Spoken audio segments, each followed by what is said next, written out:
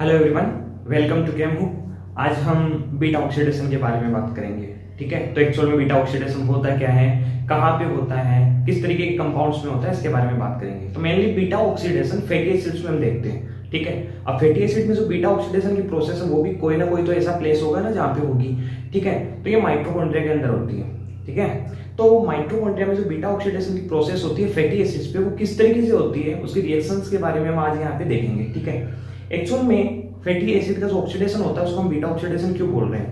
पहली चीज, ऑक्सीडेशन होगा, किसका होगा, फैटी एसिड का होगा।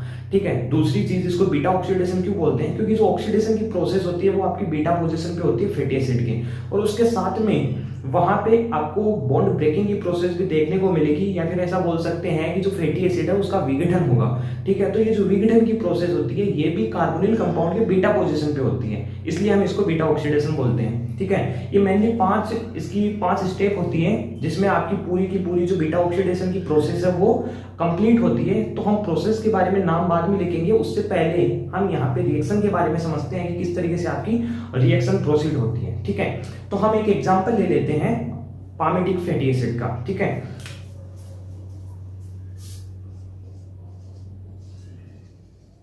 पामेटिक फैटी एसिड, और जो आपका पामेटिक फैटी एसिड होता है ना, इसमें 16 कार्बन होता है, या फिर ऐसा बोल सकते हैं 16 कार्बन की चेन होती है।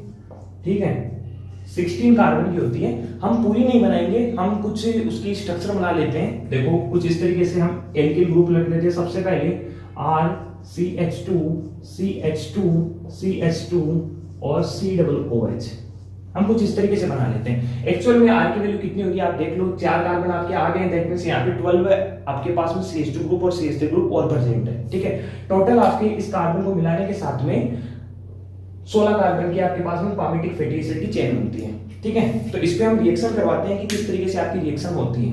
ठीक है, तो सबसे पहले यहाँ पे एक्टिवेशन स्टेप आती है। सबसे पहली जो स्टेप है वो एक्टिवेशन स्टेप आती है। ठीक है, ये किसकी प्रेजेंस में आती है, चलो हम यहीं से देख लेते हैं। ठीक है, सबसे पहले होता क्या है, एक्टिवेशन स्टेप होगी, जो फर्स्ट स्टेप आपकी होती है। ठीक है, ये आपकी काइनेज एंजाइम या थायोकाइनेज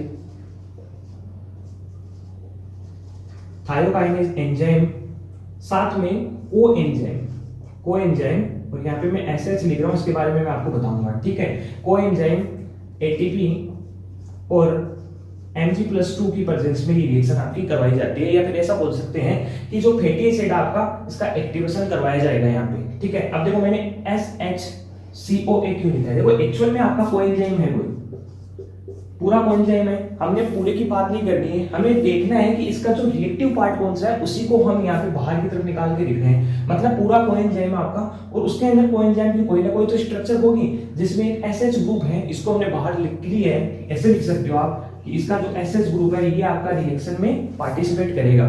ठीक है, तो हमें पूरा कोएंजाइम बनाने की यहाँ पे कोई भी जरूरत नहीं है। ठीक है, सबसे पहले थायोकाइनेज और एटीपी के प्रेजेंस में होता क्या है कि आपका जो फैटी एसिड है, इस फैटी एसिड का COOH ग्रुप, इसको हम ओपन करके लिख देते हैं COOH। ठीक है, तो एटीपी की प्रेजेंस में जो रिएक्शन होती है वो कोएंजाइम के SH पार्ट और एसिड के COOH पार्ट के बीच में होती है। ठीक है, करवा देते हैं इसकी रिएक्शन हम। तो देखो ये SH, इसको हम यहाँ पे लिख रहे हैं एक बार SH, और ये आपका पूरा कोएंजाइम है, इसका कुछ पार्ट लिया हमने। यहाँ पे होता क्या है कि आपका जैसे H2O निकल सकता है यहाँ से। ठीक है, और H2O निकलने के बाद में यहाँ पे क्या होगा, C+OH COA के साथ में डायरेक्ट अटैच हो जाता है। चलो लिखो RCH2 CH2 CH2 C+O, यहाँ तक तो लिख लिया। ये H2O का मॉलिक्यूल लिख लिया, SCOA लिख दो आगे, SCOA। ठीक है, अब देखो मुझे ये बताओ, ये जो बॉन्ड बना है ना इसको हम क्या बोलेंगे। ठीक है, तो देखो C+OR, ये आपका एस्टर होता है, इसका ये जो बॉन्ड होता है ना इसको हम एस्टर बॉन्ड बोलते हैं। ठीक है, और ऑक्सीजन की जगह अगर S लग जाए तो इसको हम थायो एस्टर बोल सकते हैं। दैट मींस हम बोलेंगे कि ये जो यहाँ पे बॉन्ड का फॉर्मेशन हो रहा है ना, ये कौन सा बॉन्ड है, थायो एस्टर बॉन्ड, ये बन गया। और ये जो पूरा आपके पास में अब कोएंजाइम बना है, इसको हम क्या लिखेंगे, फैटी एसिड बनाएंगे, हो गया आपका activated fatty acid. Activated fatty acid. ठीक है, अब दूसरा एंजाइम आएगा आपके पास में, दूसरा को एंजाइम आएगा, यहां पे आएगा एसिल को एंजाइम डिहाइड्रोजिनेज।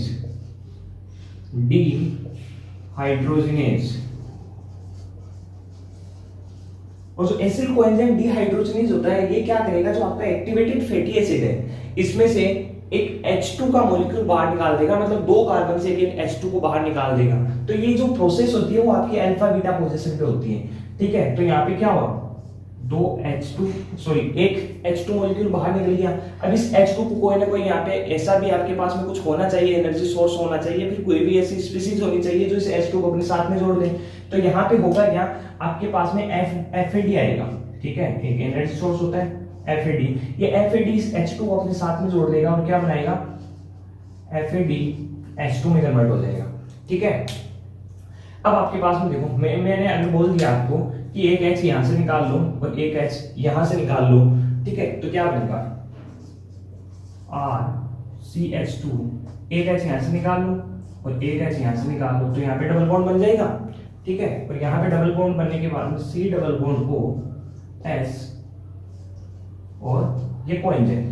ठीक है, तो आपने यहाँ पे क्या देखा कि देखो ये कार्बोनिल कंपाउंड है, उसके पास वाला कार्बन अल्फा पोजीशन होती है, आगे वाली बीटा पोजीशन होती है। ठीक है, तो यहाँ पे क्या डबल बॉन्ड आ गया आपका। डबल बॉन्ड का मतलब अनसैचुरेटेड बॉन्ड बन गया आपके पास में। अनसैचुरेशन होता है डबल बॉन्ड या ट्रिपल बॉन्ड का मतलब, तो इसको आप क्या बोलोगे, पूरे कंपाउंड को अल्फा बीटा अनसैचुरेटेड,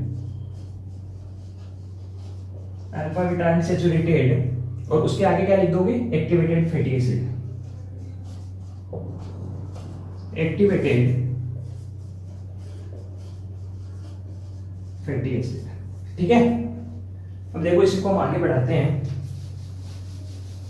ठीक है, आपके पास में ये कंपाउंड बन गया, इसी कंपाउंड को हम ऊपर लिख लेते हैं या फिर ऐसे इसको हम लेके चले जाते हैं। यहाँ पे होगा क्या कि आपके पास में क्रोटोनेज एंजाइम आएगा। पहले कौन सा आया, एसिल कोएंजाइम डिहाइड्रोजिनेज, और अब कौन सा आएगा, क्रोटोनेज एंजाइम आएगा, जो करेगा क्या यहाँ पे H2O मतलब हाइड्रेशन करेगा। देखो पहले आपके पास में क्या हुआ, यहाँ पे सबसे पहली जो स्टेप है वो क्या हो जाएगी, एक्टिवेशन स्टेप। दूसरी में H2 बाहर निकल गया, दैट मींस डिहाइड्रोजनेशन।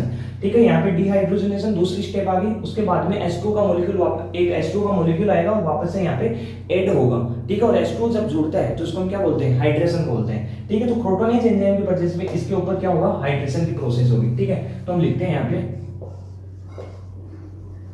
क्रोटोनेज एंजाइम की प्रेजेंस में हमने इसको क्या दिया है, एक H2 का मॉलिक्यूल दिया है, और H2 आपका किसमें टूटा रहता है, H प्लस और OH माइनस में।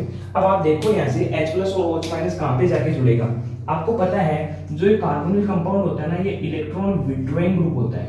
इलेक्ट्रॉन विड्रॉइंग मतलब बॉन्ड के इलेक्ट्रॉन को अपनी तरफ खींचता है। तो ये अगर इस बॉन्ड के इलेक्ट्रॉन को अपनी तरफ खींचेगा तो डबल बॉन्ड कुछ इस तरीके से टूटेगा, मतलब इस पे तो क्या आ गया, बॉन्ड के इलेक्ट्रॉन आ गए, तो इस पे तो पार्शियली क्या आ जाएगा, नेगेटिव चार्ज आ जाएगा, और इस पे पार्शियली पॉजिटिव, हम पार्शियली लिख देते हैं एक बार। ठीक है, आएगा तो पूरा आपके पास में चार्ज।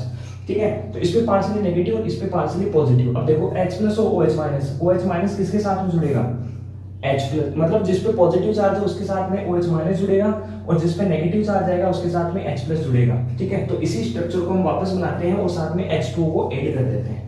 तो देखो यहाँ पे क्या बना आपके पास में, RCH2, देखो RCH2, इस CH के साथ में OH जुड़ जाएगा, CHOH, और यहाँ पे CHH, और उसके बाद में C डबल बॉन्ड O, और आगे क्या आ जाएगा, S कोएंजाइम।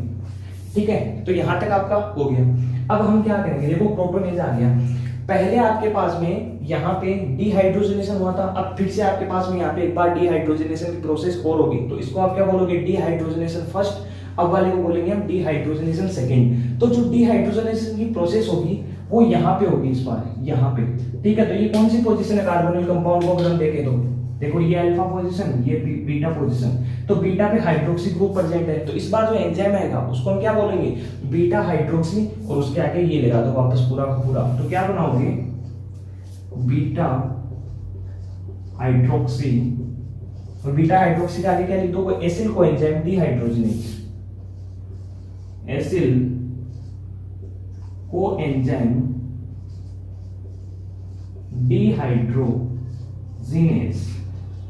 ठीक है, अब क्या होगा, यहां पे देखो बीटा पोजीशन का ये हाइड्रोजन और ये हाइड्रोजन, इन दोनों को निकाल दो। अगर इस हाइड्रोजन इसको निकाल दोगे तो यहाँ पे सी डबल बॉन्ड ओ बन जाएगा। तो आप क्या लिखोगे, R C double bond O, और सॉरी आर के आगे आएगा CH2, उसके आगे सी डबल बॉन्ड ओ, और उसके आगे CH2 सी डबल बॉन्ड ओ और SCOA। देखो हमने इसका नाम नहीं लिखा, देखो ये लिख दिया alpha beta unsaturated activated fatty acid. इसको हम क्या लिखेंगे, देखो अल्फा बीटा पोजीशन पे OH ग्रुप है, तो अगर बीटा पोजीशन पे OH ग्रुप है तो इसको हम क्या बोलेंगे, beta hydroxy activated fatty acid. तो इसका नाम लिख दूं मैं, यहाँ पे लिख रहा हूं, ठीक है, यहाँ पे लिख देते हैं, चलो beta hydroxy activated fatty acid. ठीक है, ये इसका नाम है। अब अगले वाले में क्या नाम आ जाएगा इसका, बीटा पोजीशन पे कीटोन ग्रुप लगा हुआ है, तो इसको आप बोलोगे beta keto activated fatty acid. ठीक है, इसका नाम ये हो गया।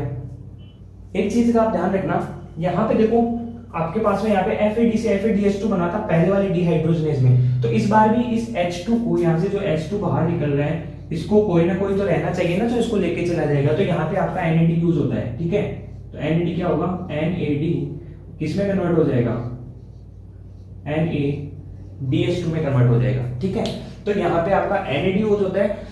जो दूसरा डिहाइड्रोजनेशन होता है आपका, डिहाइड्रोजनेशन सेकंड जो स्टेप है उसकी बात है, और डिहाइड्रोजनेशन फर्स्ट होता है, वहां पे FADH2 में कन्वर्ट होता है। ठीक है, अब यहाँ पे इसके बाद में थायोलेज एंजाइम आता है। ठीक है, कौन सा एंजाइम आता है, थायोलेज, और ये थायोलेज थायोलाइटिक क्लीवेज करवाता है। देखो यहाँ पे कितनी स्टेप हो गई, पहली एक्टिवेशन स्टेप, दूसरी डिहाइड्रोजनेशन फर्स्ट और सेकंड हो जाती है हाइड्रेशन, थर्ड हो जाती है आपकी हाइड्रेशन, और फोर्थ हो जाती है डिहाइड्रोजनेशन सेकंड स्टेप, और लास्ट आती है आपके पास में थायोलाइटिक क्लीवेज, जिसमें आपका थायोलेज एंजाइम यूज किया जाता है। ये थायोलेज एंजाइम करता क्या है कि जो बीटा पोजीशन है यहाँ पे बॉन्ड को ब्रेक कर देता है। ठीक है, तो यहाँ पे थायोलेज के साथ में क्या क्या यूज होता है उसके बारे में हम बात करते हैं। यहाँ पे एक कोएंजाइम आपके पास में ऐसा कैसा कोएंजाइम एक और यूज होता है, तो आप क्या लिखोगे, कोएंजाइम, और है क्या वो आपका SH। ठीक है, दूसरा ATP यूज होती है। ठीक है, तो देखो SHCOA आपका कोएंजाइम आपके एक ATP यूज होती है, और थायोलेज एंजाइम की प्रेजेंस में जो रिएक्शन होती है, तो यहाँ पे होगा क्या, बीटा, मैंने आपको क्या बताया था, जो भी बॉन्ड ब्रेकिंग प्रोसेस होती है वो बीटा पोजीशन पे होती है, इसीलिए हम इसको बीटा ऑक्सीडेशन बोलते हैं। तो देखो ये आपकी पोजीशन अल्फा है और ये बीटा है, तो ये जो बॉन्ड ब्रेक है ये यहाँ से होगा। ठीक है, अब यहाँ से जब बॉन्ड ब्रेक होगा तो हुआ क्या है, यहाँ पे ये बॉन्ड ब्रेक होते सी डबल बॉन्ड O हो गया। ठीक है, तो इस सी डबल बॉन्ड O के साथ में आपका SCOA ये ग्रुप जुड़ जाएगा जाके। ठीक है, और जो ये H बचा है, ये H इस CH2 के साथ में जाके जुड़ जाएगा, जिससे CH2 आपका CH3 हो जाएगा। इसके बाद में बनता क्या है, इसके बारे में बात करते हैं। देखो R CH2 C double bond O, और उसके आगे SCOA प्लस दूसरा CH2 का क्या हो गया, ये H उसके साथ में जुड़ते हैं CH3, तो देखो CH3 C double bond O और आगे SCOA। ठीक है, तो आप यहां पे देख सकते हो, इसको हम एसिटिल कोएंजाइम बोलते हैं, एसिटिल कोएंजाइम। ठीक है, अब देखो जब एसिटिल कोएंजाइम आपके पास में बना है तो इसमें कितने कार्बन चलेंगे, एक और दो कार्बन चलेंगे। एक्चुअल में थे कितने आपके पास में, 16 कार्बन थे। तो अब इस कोएंजाइम में आपके पास में इस फैटी एसिड में कितने कार्बन बचे हैं, तो आप बता सकते हो, 2 उसमें चले गए, तो इसमें कितने बचे आपके 14 कार्बन बचे। तो ये आपका कितने कार्बन का है, 14 कार्बन का एक्टिवेटेड फैटी एसिड बचा हुआ है, और एक आपके पास में एसिटिल कोएंजाइम बन गया। ठीक है, अब देखो ये जो आपकी प्रोसेस इतनी चली है, क्या आपका ये कंपाउंड और ये कंपाउंड देखो ये रहा, ये सेम नहीं है, ये कंपाउंड और ये कंपाउंड, तो आप बोलोगे बिल्कुल ये सेम है, बस इतना ही फर्क है कि इसमें 2 कार्बन आपके ज्यादा है, इसमें 2 कम हो गए। तो ये 14 कार्बन का बच गया, ये यहाँ पे 16 का था, अब 14 का इसमें वापस से ये जो नीचे वाली प्रोसेस है ना, ये पूरी की पूरी वापस होगी, और ये कितने में चेंज हो जाएगा, 12 कार्बन में चेंज हो जाएगा।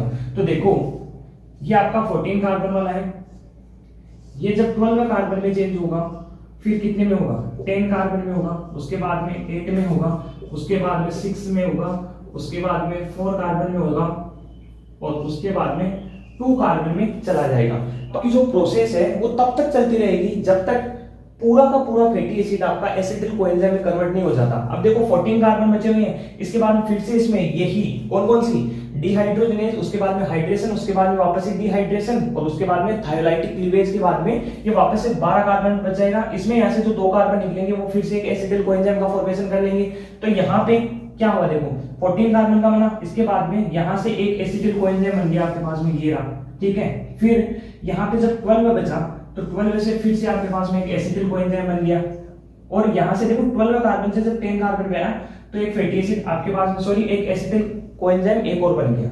उसके बाद में जब 10 कार्बन वाला फैटी एसिड आपका 8th कार्बन वाले फैटी एसिड में चला गया तो यहाँ पे फिर से आपके पास में एक एसिटिल कोएंजाइम बन गया। फिर 8 से जब 6 में गया तो यहाँ पे फिर से आपके पास में एक फैटी एसिड, देखो मैं इसकी बात कर रहा हूँ, ये पूरी की बात करूँ, आपके पास में क्या बन गया, एक एसिटिल कोएंजाइम बन गया। फिर 6 कार्बन का फैटी एसिड जब 4 कार्बन के एक्टिवेटेड फैटी एसिड में चला गया तो यहाँ पे फिर से आपके पास में एक एसिटिल कोएंजाइम बन गया, और जब 4 से 2 में गया तो आपके पास में यहाँ पे एक फैटी एसिड और मिल गया, ठीक है। तो आपने क्या देखा कि जो पामिटिक एसिड आपके पास में है 16 कार्बन का है, तो इस 16 कार्बन के फैटी एसिड का जब हम बीटा ऑक्सीडेशन करवाते हैं तो एक बार बीटा ऑक्सीडेशन जब होता है तो आपके पास में एक मॉलिक्यूल किसका बनता है, एसिटिल कोएंजाइम का मिलता है। इसका मतलब क्या बोल सकते हो कि जब 16 कार्बन की फैटी एसिड की बात कर रहे हैं, दैट इज पामिटिक एसिड की या पामिटिक फैटी एसिड की आप बात कर रहे हो, तो इसमें कितनी बार आपका बीटा ऑक्सीडेशन की प्रोसेस होती रहेगी, तो हम बोलेंगे 8 बार इसमें बीटा ऑक्सीडेशन की प्रोसेस होगी,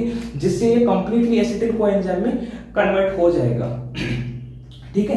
तो इस तरीके से हमने यहाँ पे बीटा ऑक्सीडेशन की प्रोसेस देखी है। इसके बाद में मैं नेक्स्ट इसको हटा के यहाँ पे पूरी इसकी स्टेप लिख देता हूँ कि कौन कौन से स्टेप यहाँ पे यूज की गई है, ठीक है। एक बार आप स्क्रीनशॉट ले लीजिए इसका, चलो।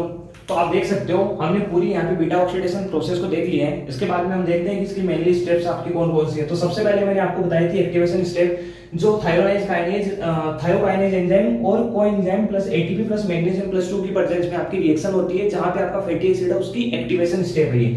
दूसरा आपके पास में डिहाइड्रोजनेशन होता है, तो डिहाइड्रोजनेशन जब प्रोसेस होगी आपकी तो उसके दौरान आपके पास में क्या बनेगा, देखो ये तो आपका एंजाइम है, ठीक है, एसिड कोएंजाइम डिहाइड्रोजनेज। इसके दौरान आपको alpha beta unsaturated fatty acid मिलेगा या फिर alpha beta unsaturated activated fatty acid मिलेगा।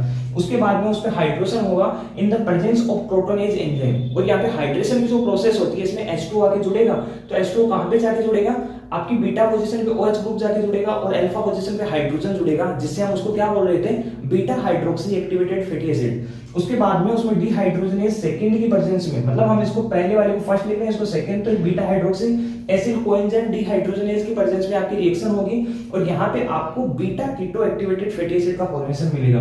और लास्ट स्टेप आपकी थायोलाइटिक क्लीवेज की प्रेजेंस में, थायोलेज एंजाइम की प्रेजेंस में थायोलाइटिक क्लीवेज आपका यहाँ पे आपको देखने को मिल रहा है। कौन सी पोजीशन थी, ये रही आपकी बीटा पोजीशन पे, यहाँ पे क्लीवेज की पोजीशन आपको क्लीवेज देखने को मिलेगा। तो ठीक है, इस तरीके से हमने यहाँ पे beta oxidation of fatty acid पढ़ा है, ठीक है। अगर आपको वीडियो अच्छा लगा हो तो प्लीज लाइक कर दीजिए, चैनल को सब्सक्राइब कर दीजिए। इसके जो भी नोट्स हैं आपको हमारे टेलीग्राम चैनल पे प्रोवाइड करवा दिए जाएंगे, तो आपको जो टेलीग्राम चैनल का लिंक है आपको डिस्क्रिप्शन में मिल जाएगा, आप वहां से उसको ज्वाइन करके नोट्स वहां से आप ले सकते हो। Okay, thank you, have a good day.